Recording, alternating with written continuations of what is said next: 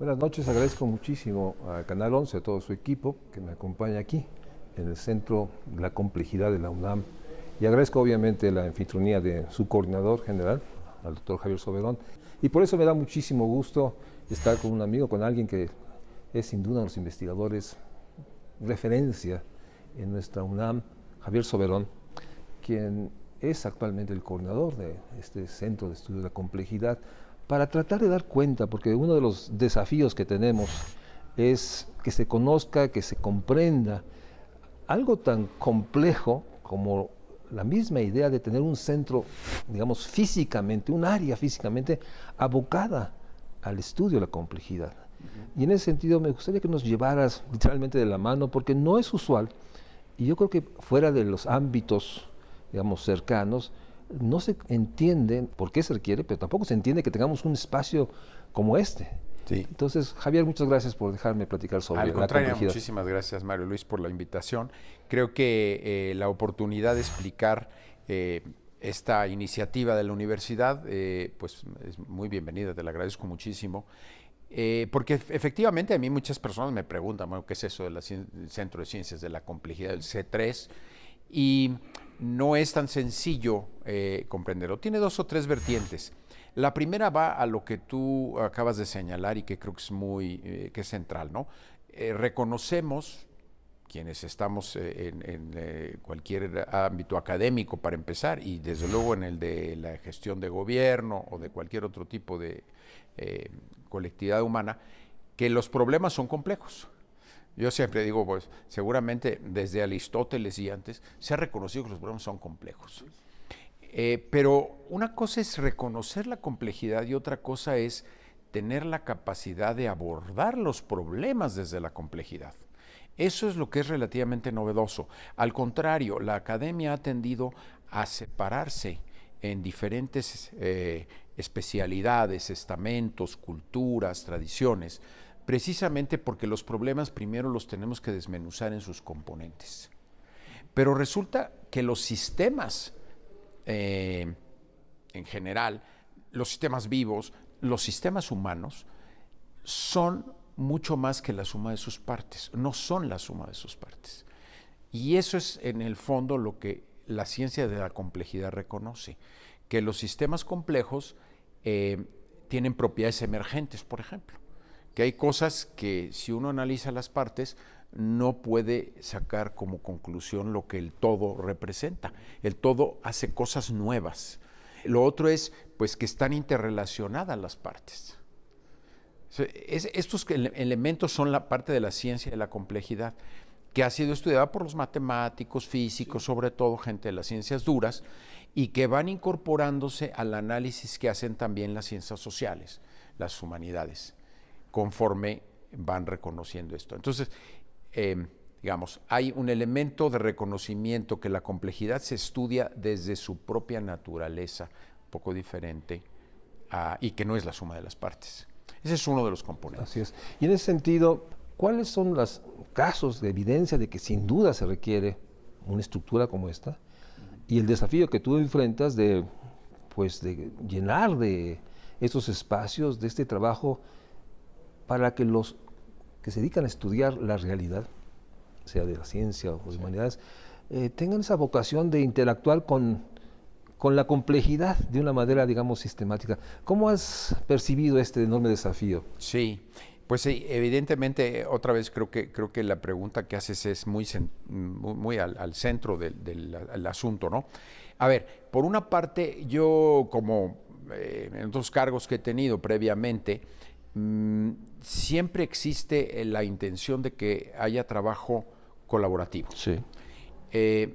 Incluso dentro de la misma disciplina, es uno de los retos de cualquier directivo, lograr que colaboren diferentes grupos en donde se reconozca que tienen complementariedades.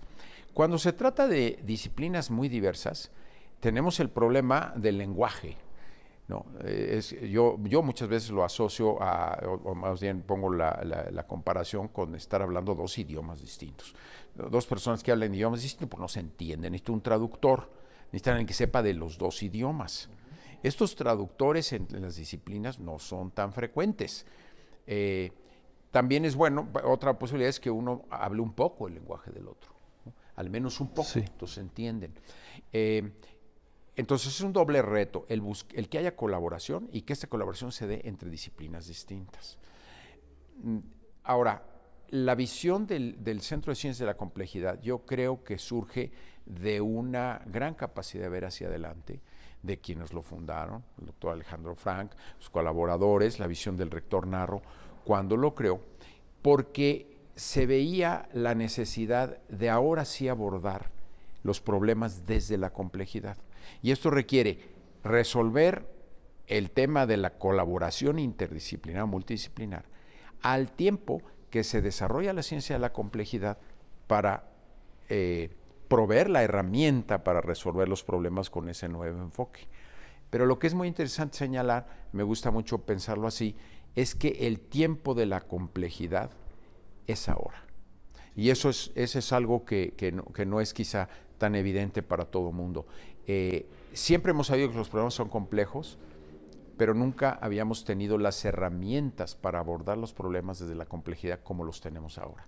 Y la universidad tiene todos los especialistas de todas las áreas y lo que necesita es un espacio para que ahí colabore. Que ese sería la definición. Esa es la vocación del C3. Y cuando hablas de herramientas para abordar los temas, ¿qué estás pensando? De inmediato se me vino, no sé, en algún lugar debe haber una sala inteligente, debe haber un sistema de cómputo. ¿Cuáles son las herramientas que facilitan, que podrías decirnos, están aquí? Sí. A ver, yo creo que son 3 o 4. Primero, lo que ya señalaste, hay equipo de cómputo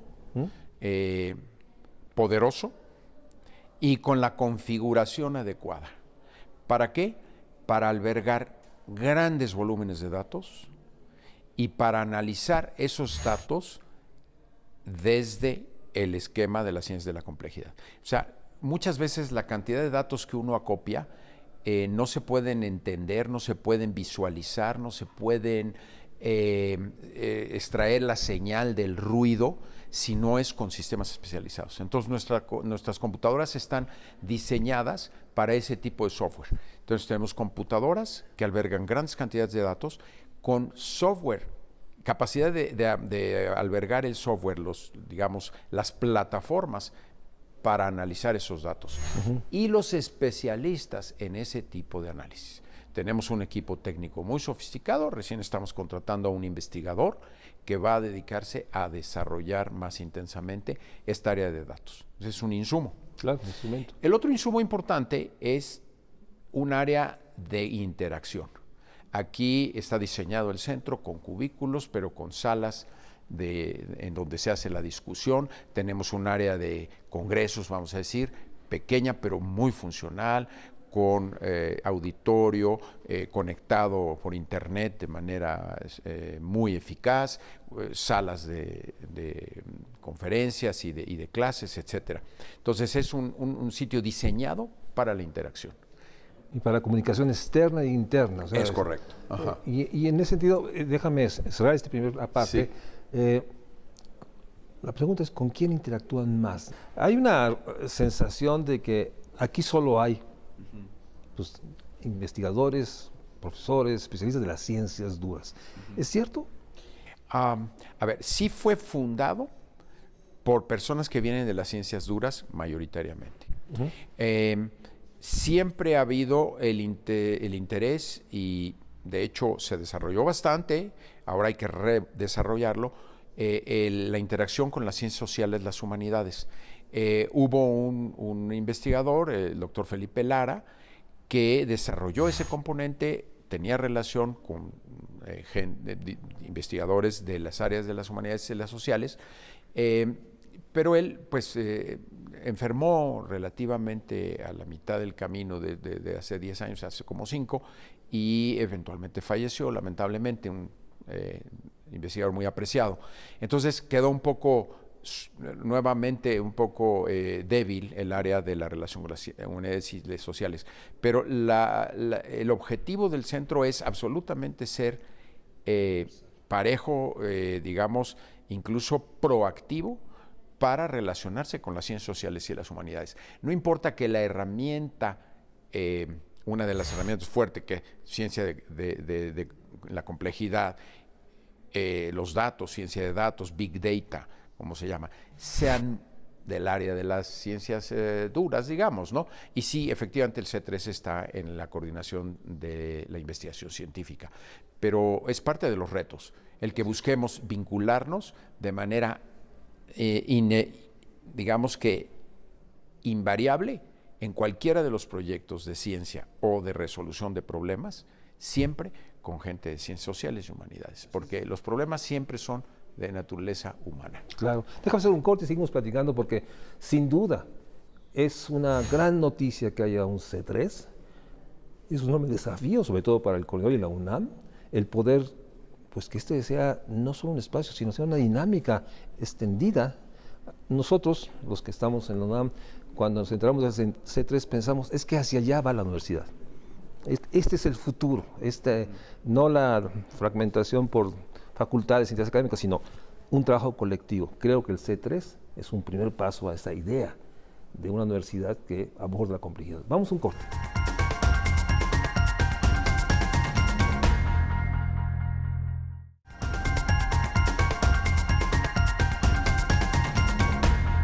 Gracias por seguir con nosotros. Estamos aquí en la UNAM, en el C3, el Centro de Estudios de Complejidad, con su coordinador, el doctor Javier Soberón, y platicábamos de no solo lo evidente, hay que abordar la complejidad desde la complejidad. Creo que es indiscutible. Pero sin duda, la gente que nos está viendo diciendo, bueno, aterrícenme, o sea, exactamente como qué han hecho, qué están haciendo. O sea, después de estos años hay, creo que, evidencia, entregables, por decirlo de una manera, que dan prueba de que no solo era pertinente, de que está en marcha y que al contrario debe crecer más. ¿Por dónde nos llevarías para entender en términos muy concretos qué se ha hecho, qué se está haciendo? Ajá. A ver, creo que podemos dar algunos 2 o 3 ejemplos de proyectos en donde han convergido tanto las ciencias duras como las ciencias sociales o las humanidades para resolver problemas. Uno muy cercano pues a la experiencia de creo que la mayor parte de la gente es este problema que tenemos de salud, de la obesidad y la diabetes, el sobrepeso. Y creo que para todos es evidente que es un problema muy complejo. Uno puede ver la parte fisiológica, cómo funciona el páncreas o qué clase de problemas genera la diabetes en el riñón, etc. Es solo un aspecto. O uno puede ver que es un problema de nutrición, ¿no? La disponibilidad de los alimentos, de la comida chatarra, etcétera, etcétera. Sí es cierto, también es cierto. Puede uno ver que es un problema de corte de la pasividad o de la vida sedentaria. Así es. También es cierto. ¿Quiénes tratan cada una de estas cosas? Diferentes especialidades. Y luego al final es un problema también psicológico, es un problema de la actitud que tenemos. Sí, sí.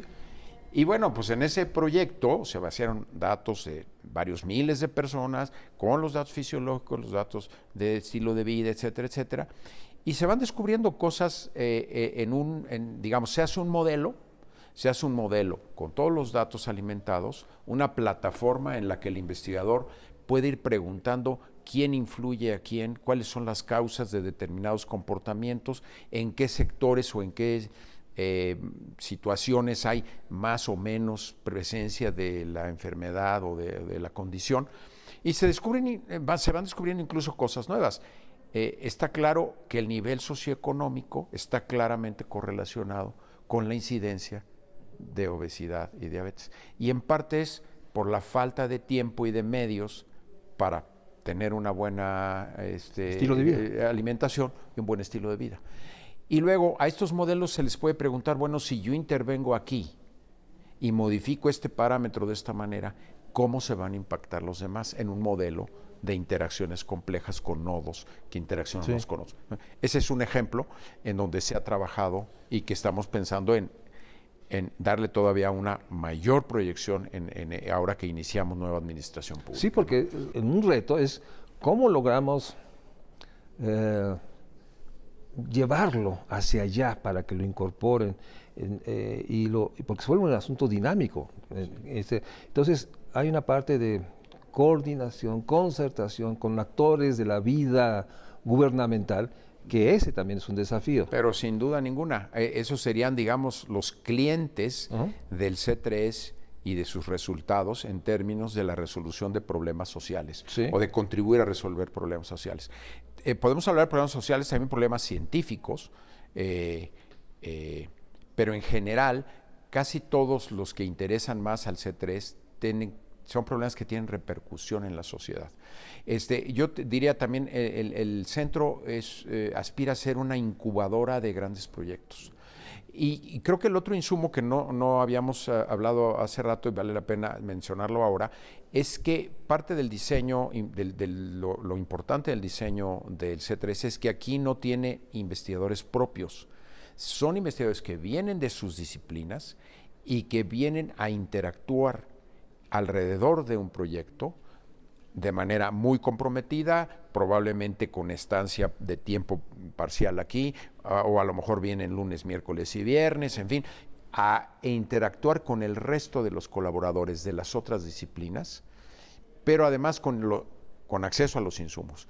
Eso difícilmente se da en una facultad o en un instituto. Siempre son de corte más disciplinar y no están preparados para esta cuestión que es admitir a los diferentes especialistas de toda la universidad que pueden contribuir a la resolución de un problema concreto. Eso plantea otro problema, porque déjame decirlo, cuando uno llega aquí al C3 uno dice, bueno, a mí me gustaría hacer una investigación, lograr interactuar con otros científicos. Sí. Entonces debe haber un proceso, digamos, de selección de temas. Sí.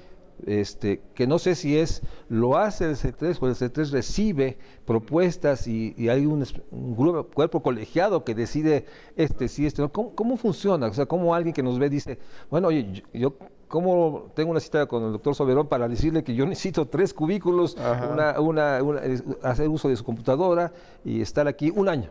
Así es. A ver, eso es precisamente una parte de lo que ha involucrado el rediseño, no sé, entrar en demasiado detalle. El C3 ha funcionado de manera bastante orgánica y ha tenido un éxito incuestionable, creo yo, en términos de publicaciones en donde interactúan diferentes especialidades. Ha tenido algunos proyectos que han crecido y luego han vuelto a regresar a su nivel. Por ejemplo, proyectos en el área de salud, en el área, por ejemplo, de los impuestos, del diseño de cuestiones de impuestos en el SAT. Hay un área jurídica, por ejemplo, de la interacción de la complejidad con los procesos judiciales y legales, en área ecológica y de recursos naturales, por ejemplo, preservación de la zona en donde se cultiva el agave, y donde hay una interacción entre los productores de agave, pero la ecología local, que a su vez influye el rendimiento del agave y lo hace sustentable o no, problemas de esa naturaleza, cuestiones relacionadas con el transporte urbano. Y en todos los casos lo que yo quisiera resaltar es que hoy día ya tenemos acceso a los datos masivos, cosa que hace 10 años no teníamos. Y la otra cuestión de modernidad es que hoy día esos datos masivos los podemos analizar con esto que está en boca de todos hoy día, que es el aprendizaje de máquina y la inteligencia artificial. Eso no existía hace 3 años. Se intuía que iba a ser, pero hoy día ya es una realidad. Entonces, la idea es incubar esos grandes proyectos con estos insumos, inteligencia artificial, manejo de grandes datos y convocando. Esto lo hemos rediseñado y la idea es que tiene que haber al menos 2, de preferencia más de 2, investigadores de buen nivel, digamos, investigadores líderes de disciplinas distintas proponiendo el proyecto. ¿Y hay un comité o cómo se selecciona? Efectivamente, nosotros tenemos un consejo directivo que lo constituyen directores de institutos, centros afines y facultades, y tenemos nuestro consejo interno y un consejo que en este momento reside en la Coordinación de Investigación Científica. Pero eventualmente se aprobarían estos proyectos con apoyos incluso de postdoctorales. Claro. ¿Sí? De alguna plaza de investigador joven, concursarían por proyectos de tipo grupal. O sea, insumos que hacen atractivo y viable los proyectos de gran calado. Y hay una tensión, déjame, última pregunta, entre el desarrollo de ciencia dura y la aplicabilidad. Sí. O sea, ahí siempre hay una tensión, porque no hay duda que en algún momento la ciencia rural llegará, pero por otra parte, los que estamos en el área de humanidades sociales, Sí. lo que buscamos es incidir en el cortísimo plazo. Sí, correcto. Entonces, si hay una tensión, bueno, más bien hay se tiene que construir una manera de convivir ambas tareas de la universidad. Sí. Y yo diría que en el C3 estamos muy conscientes de ello. Yo tengo digamos, la fortuna de provenir de un ámbito en donde esto sí se daba de manera natural, o sea, forma parte de mi cultura institucional, porque el Instituto de Biotecnología, pues es un instituto que ha estado vinculado con el sector productivo desde su inicio. Bueno, sin ir más lejos, aquí el doctor David Kersenovich ha tenido una iniciativa de innovación en salud, y estos son dos temas que no tienen por qué estar peleados. Quien hace trabajo de gran calidad para resolver un problema científico, sí, perfectamente puede aplicar sus capacidades a resolver un problema concreto. Me parece que es cuestión de que se entiendan con los usuarios y de que también hablen un poco el mismo idioma. Pero no es una barrera, sino es una manera de aproximarse a la correcto. complejidad en ese sentido. Hay quizá una falta de experiencia en lograr eso. Sí. En algunos casos puede haber resistencias, pero yo creo que en términos generales se vencen. Y yo lo he experimentado. El investigador que contribuye a resolver un problema, le encanta la idea de resolver problemas. Claro, busca la aplicabilidad. Le da una satisfacción muy especial, diferente a la de generar simplemente nuevo conocimiento. Javier Soberón, me da un enorme gusto saludarte, verte. Sí. Realmente, como muchos que te conocemos, creo que estés tú aquí en el C3 da dimensión de la enorme importancia de esta área para, desde la complejidad, abordar la complejidad, con este enfoque que nos has delineado. Y creo que ahora que casi son 10 años de su formación, más que nunca es no solo pertinente, necesario, de aquellos que lo pensaron, y creo que lo que se ha hecho y lo que se va a hacer, déjame dejarlo para un segundo programa, algún día haremos uno. Con gusto. El tema del arte, la cultura, la complejidad de la cultura, también debe abordarse desde la complejidad. Y les decía, a la entrada del C3 viene ahí anunciado, la complejidad de la cultura y del arte también está considerada, hasta donde yo sé, y Javier también, pues esta estructura física, no hay otra más que aquí en la UNAM, y por eso, bueno, gracias por dejarnos conocerla y gracias por recibirnos aquí. Y Al contrario, mil gracias a ti, Mario Luis, por la oportunidad de dar a conocer un poco lo que estamos haciendo aquí. Muchas gracias, buenas noches.